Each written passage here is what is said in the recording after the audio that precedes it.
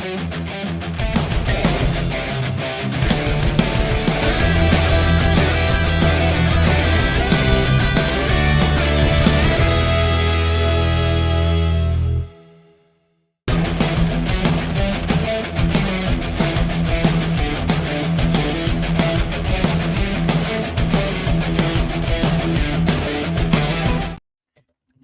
there, this is Tata, and welcome to the Wrestling Time Post Show. It is Wednesday, March 13, 2024, and tonight I'll be talking about AEW Big Business. So we have quite a few things to talk about. So tonight was a long-awaited AEW debut of Mercedes Mone. It was in her hometown of Boston, Massachusetts, and she looked like a star. Her presentation, from her music, everything. She just looked like a total star out there. And the people were chanting CEO, CEO.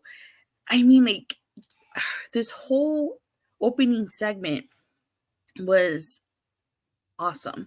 I kind of thought that she was going to close, but it makes sense why she opened.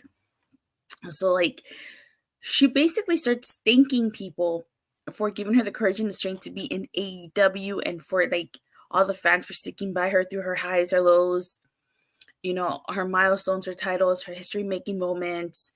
And basically, she says that the fans are the reason why she's there. So she says, thank you. Then she starts talking about how much wrestling means to her and how it's changed and saved her life. She mentions Eddie Guerrero, which we all know was her favorite wrestler growing up. She's even paid homage to him a few times throughout her career. And she talks about how her dreams led to a woman's evolution, and she became the first woman to main event a pay-per-view in this very building, the TD Garden. And the pay-per-view she's talking about was Hell in a Cell 2016, which she main evented against Charlotte Flair for the Raw Women's title. So that was the first. Also, that was also the first women's Hell in a Cell match. So she's talking about how her dream started when she was 10 years old. And, at 18, she started her journey to become the greatest women's wrestler of all time. And if she can do it, anybody can do it. Now, she talks about how AEW is the place where the revolution can be global. And I'm sure this said a lot of people the wrong way. But honestly, what I think she means is, AEW has yet to bring in, they brought in Joshi wrestlers at the very beginning, but they have yet to work with Stardom. They have yet to bring in luchadoras from Type A. So I feel like that's what's going to start happening now. Partly, in part, thanks to Mercedes Mone, they're probably going to bring in, wrestlers from Stardom, and maybe even female luchadoras, luchadoras, I should say. I cannot wait for that to happen. I think they haven't bought in any luchadoras. It surprises me, even with their partnerships with CMLL and Type A, they haven't bought any female luchadoras in yet. She talks about how she's been watching weekly and she can't wait to mix it up with everybody in the ring. Mercedes Mone is all elite. Hi, JJ. Yes, she is. And so then she pulls up the big graphic that says Mercedes Mone is all elite. She thanks Tony Khan. Now she also mentions that tonight's main event was going to be Riho versus Willow Nightingale, which makes sense because, as she alludes to, she has a lot of unfinished business with Willow Nightingale. Willow Nightingale defeated Mercedes Mone to become the New Japan Strong Women's Champion. That's the match where Mercedes Mone broke her ankle. So she tells the fans to say hello to the CEO, which I thought was so cool. This whole opening segment and promo that she did was amazing. Like I said at the beginning, she looked like a star out there. Not a fan of the theme song, but overall great debut. I can understand why you're not a fan of the theme song. I'm surprised he gave her a new theme song. I really thought she was going to keep the theme song that she used while she was in New Japan. Worst kept secrets is CM Punk debate in Chicago Rampage. That is true. I think we all kind of knew. I mean, you can attribute this to when they did First Dance for CM Punk in Chicago. This was that. This was like that. Now, the main event, as we mentioned, was Riho versus Willow Nightingale. This was a great match. And there's no surprise why she main evented. Willow won. And at the end, the lights went out and Julia Hart and Sky Blue went out there. And they started attacking Willow. And I kind of thought for a second that, okay, like this is it. This is what's going to happen. Like, Mercedes Mone needs to go out there. This is a main event for no other reason besides that. People start chanting CEO. And of course, Monet does come out and she attacks Sky Blue and Julia Hart. She helps Willow Nightingale. And, the crowd starts chanting CEO. And then, like, she's interacting with some of the fans. And that's how AEW Big Business goes off the air. So I really did like that. And I cannot wait to see what she does in AEW. With her being in AEW, things can only get better for the women. We still only having one match on Dynamite. Hopefully we start to get 2 matches. If not, I do apologize for the horn. It's all coming from outside. If not, maybe we could get some more backstage segments with the women and, another match on Dynamite. It's progress. We've had some progress on Dynamite and in AEW in terms of the women's division, but we still have a long way to go. I still say, and it's not me being biased, but I still say TNA has the best women's division in North America, and NXT is second to that. So maybe AEW would become third here, but I really hope to see that massive improvement in the women's division thanks to Mercedes Mone. Mercedes versus Serena Deeb would be first feud, I bet. I don't think so. It seems like her first feud is going to be with Willow Nightingale. She said it herself. They have a lot of unfinished business. I want to see Serena Deeb versus Deonna Purrazzo. Give me Serena Deeb versus Deonna Purrazzo in a 30-minute Iron Woman match. I will pay Tony Khan whatever amount he wants if he gives me that match. So Mercedes versus Serena Deeb, that comes second to Deonna versus Serena. The quality better step up. Exactly. Like I said, we need more than one match. I guess you can make the argument as quality versus quantity, but still, like, we could get some backstage segments with the women. Maybe instead of doing a lot of interviews with men, you could have interviews with the women backstage. At least if they're not going to wrestle on Dynamite, do segments where they can build to their match. Give me more storytelling. I do appreciate the big the slight improvement that we've done here, but we still need more to go. Ooh, props for NXT. Yeah. And they did have a great they do have a great women's division from what I've seen so far, but knockouts are still first.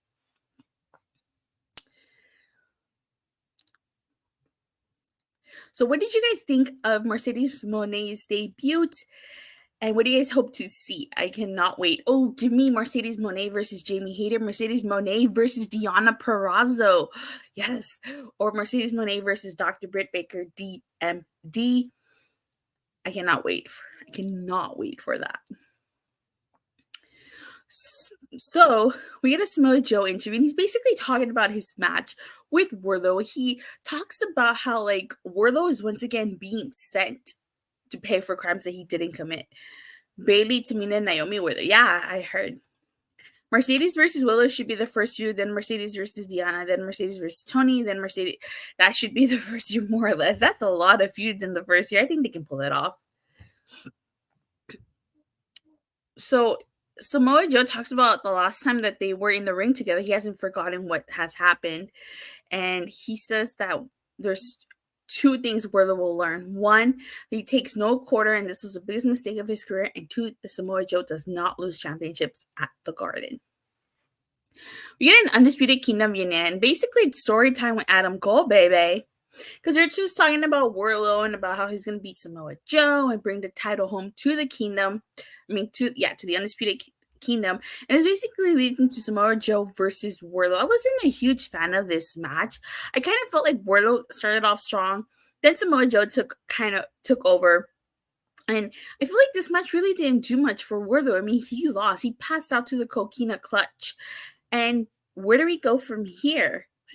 Like, the whole point of him joining the Undisputed Kingdom was so that he can win the AEW World title. But as I said before, I honestly feel like the whole reason he joined Undisputed Kingdom was because Adam Cole got hurt and they needed someone in that world title picture.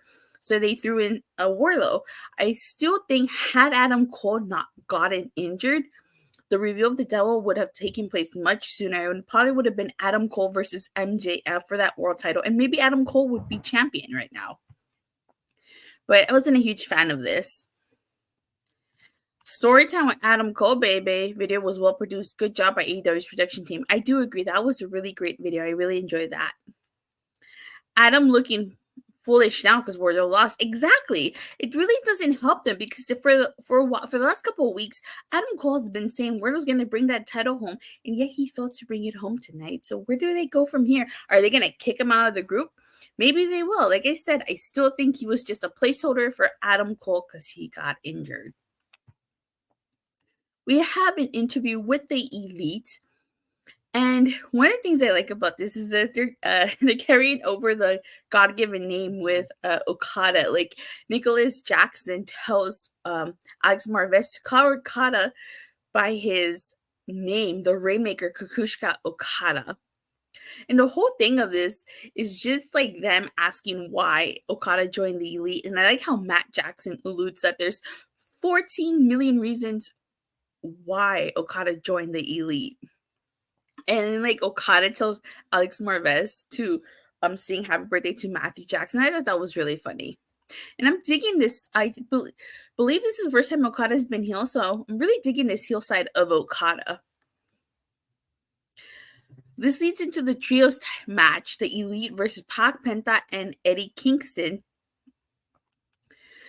And this was a fun trios match. We find out that next week is going to be Eddie Kingston versus Okada because in this match, Okada pinned Eddie Kingston with the Rainmaker, so the Elite was victorious. Now, granted, Nicholas Jackson did low blow Eddie Kingston because the referee was checking on Matthew Jackson. So I wonder, I honestly think that Okada, I think the matches for the title, I think Okada's taking that title off of Eddie Kingston. I don't think they're going to have Okada lose in that match. So, but what do you guys think? You guys think Okada's going to defeat Eddie Kingston? I think so. So we get a Will Ospreay in-ring promo, and he's basically talking about his match with Bryan Danielson, which he cannot wait for because on April 21st in AEW Dynasty, they're going to find out who the best wrestler in the world is. That's going to be a fantastic match, a match that unfortunately I won't be able to see live, so I'm going to have to catch the replay, but I cannot wait for that. I'm very curious to see who's going to win. I could see maybe Will Ospreay going over and then maybe Bryan getting, if they do it again, Bryan getting the other win, but I cannot wait for that match.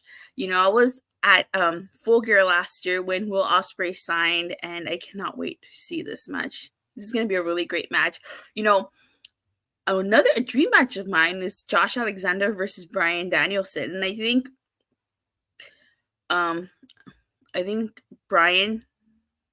Josh Alexander reminds me so much of Bryan Danielson that I kind of would get a taste of Josh Alexander versus Bryan Danielson in this match because,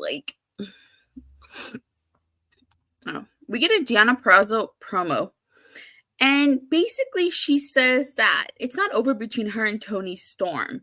Now, of course, she says that she has no problem finding a partner for a tag match against Toni Storm and Mariah May. Let's see, it's boss time. AEW, I meant is CEO time for AEW. Can't wait to see what Mercedes Mone has planned for AEW. Either it will be reigning in that money. Angle versus Danielson vibes with Josh. Oh, yeah, I definitely do agree. Now, of course, her tag team partners, none of them are going to be Dr. Britt Baker, DMD, because Chelsea Green is in WWE, and that's not going to happen. Now, if you guys did not watch TNA, back when Deonna Purrazzo was in TNA, she and Chelsea Green were vexed and became Knockouts tag team champions at it. Even I think it was 56 days, and then Chelsea went to WWE. So it would not surprise me here if Deonna tags with Britt Baker, considering they're best friends in real life. So that's probably going to be her tag team partner. Britt's been, MIA for a little bit, so I think this is how she returns. And I like the fact that Deonna suggests that Toni Storm watch for the shoot because it'll go straight up her, But Wait, I cannot wait. Deonna Purrazzo and Britt Baker, DMD. Dr. DMD returns to steal the spotlight. Oh, goody. Well, I mean, who else would be a team up? Who else would be another partner for Deonna? Britt Baker is her real life best friend, so to me it makes the most sense. Some people may not like it, but I think it makes the most sense. We get Jay White versus Darby Allin. This was a good match. I kind of thought Darby Allin was going to go over here because, this might be his final match. But Jay White went over after he hit the Blade Runner. Now, for those of you that don't know, Darby Allin is going to go climb Mount Everest. So he may or may not return. Hopefully, everything goes well and he does, return. But, this was his final match. So he put Jay White over. And at the end, they attacked Darby Allin. And the Acclaim and Daddy Ass try to help Darby Allin, but they also get attacked too. Jay White hits the Blade Runner to Daddy Ass. And it seems like the Bang Bang Sister gang is done for. Pray for Darby. My man is going to climb Mount Everest. Yes. Pray for Darby Allin. He's going to be safe and he's going to come back to AEW. So, over the last couple of weeks, they did tease some tension between Daddy Ass and Jay White, and it culminated in this. So much for the Bang Bang Sister gang. One of the things they didn't like was basically the Bullet Club shattered Allen's ankle. Time to unify those ROH shooter bullets. I do think that's what's going to happen. I'll get into that right now. I didn't like that they shattered his ankle because they're writing him off. I get it. But we all know he's going to go climb Mount Everest. He said so himself last week. Why break his ankle to write him off? That makes no sense to me. I mean, I couldn't think of any other ways to write him off. Maybe could have sent him off. I don't know. What other ways could they have written Darby Allin off? I just didn't like the fact that they broke his ankle because, like I said, we all know why he's leaving to go climb Mount Everest. I just felt like that wasn't necessary. But yeah, so I feel like with the split of the Bang Bang Sister gang, like Io said, they're probably going to unify the titles, the AEW Trio titles and the ROH 6-man titles. Maybe at Dynasty? We get Lionheart, Chris Jericho, and Hook, or as they were dubbed, LionHook, versus the Gates of Agony. Now, this is the first time Chris Jericho and Hook were teaming together, and they did a decent job. They defeated the Gates of Agony here by submission. I really like the finish to this. So you had Hook locking the Red Rum to Bishop Khan, and at the same time, Chris Jericho was doing the Lion Tamer, but then he let go to drop kick Tony Leona, and Hook still had the Red Rum locked in, so they won by submission here. Now, Hook has had more tag team partners in AEW. Corazón de León. Yep. Lionheart, Chris Jericho, Corazón de León. I'm really surprised he said this in Spanish. So I'm liking the fact that Corazón de León, Chris Jericho, is having matches with, luchadores, which I'm digging. I wonder who's going to be his next opponent with the from CMML. But anywho, Hook has had more partners. He had Danhausen and they were Hookhausen, which I really like that pairing. I was surprised it didn't last as long. Then with Jungle Boy and they were Jungle Hook. And now Chris Jericho and their Lion Hook. Even Jericho, he was doing a whole storyline with Sammy Guevara. And Sammy Guevara, I think he got suspended because of the whole Jeff Hardy incident. And now it seems like he's going to team with Hook here. So much flip-flopping of tag team partners. I've been paying attention. I'm slowly learning. Oh, you're learning Spanish? That's cool. But yeah, so good match. Good fun match here. And then we get an interview backstage, and basically, Jericho says that Hook has potential and has future world champion all over him. I think we all agree with that. Hook definitely has a lot of potential, and he will be world champion. This is Jericho's third partner within 3 months. Kenny Hurt, Sammy Spin, now Hook. I forgot about Omega, yeah. Oh, yeah, his tag team with Kenny Omega. That didn't last long either. I even forgot their tag team name. Oh my god. Because it was very little. It was very short. They were supposed to challenge for the tag titles.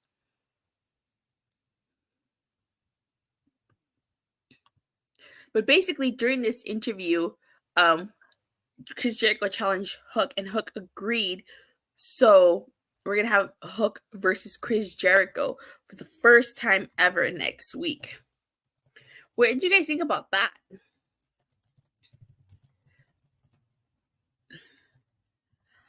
Personally, the Golden Jets. There you go. That was what their name was, the Golden Jets. I can't believe I forgot that. They had very few tag team matches before Kenny Omega was out. So I think Chris Jericho is going to put Hook over. We have a Kyle O'Reilly interview. He's basically talking about how the last 2 years he was unsure he'd be wrestling again. The lowest point in his life was when he couldn't physically pick up his daughter. And he talks about how his first match back is going to be on Collision against Brian Keith. Now, Brian Keith is a really great wrestler. He's also caught my attention too. He's had some good matches in the few short times that we've seen him on AEW. And this match is going to take place in Kyle O'Reilly's hometown, Ottawa, Ontario, Canada. So I don't think Kyle O'Reilly's going to lose his first singles match in 2 years, and especially in his hometown. I really like how Roderick Strong brought back the yelling gimmick. He's like, Kyle! He starts yelling Kyle's name. And basically, he lets Kyle know that if Kyle, because he has lots of love and respect for him, if he wants to do this on his own, he's going to let him do this on his own. And Kyle is just kind of his first match back, he's going to do this on his own. So I think it'll be a good match. And I'm going to go ahead and stop right there because I already did talk about the main event, which was Riho versus Willow Nightingale. So overall, I did enjoy tonight's Dynamite. I thought it was a really great show. There were a few things I disliked about tonight's show, so I cannot give it a Sean Spears perfect 10 for that. I disliked Samoa Joe versus Wardlow. And I was not a huge fan of them breaking Darby Allin's ankle to write him off because we already know where Darby Allin's going. I felt like you couldn't, that was unnecessary way to write him off. But aside from that, I thought it was a great show. So I'd give this the 9 out of 10. It was a solid show for the most part. But with that being said, thank you guys all so much for watching and for the continued support. Please don't forget to like and subscribe. Make sure you hit that bell so you get notified whenever I go live or release a new video. And if you like TNA Impact, tomorrow I will be reviewing TNA Impact exclusively on Body Slam every Thursday. Just glad this anticipation stuff is done. Let's see what's the next good show exactly. So for all things Impact, for all things TNA, I cover that exclusively on Body Slam. So if I don't see you here tomorrow, if I don't see you guys on Body Slam tomorrow, I'll see you guys here Friday after SmackDown. And with that being said, I'll see you guys Friday. Bye.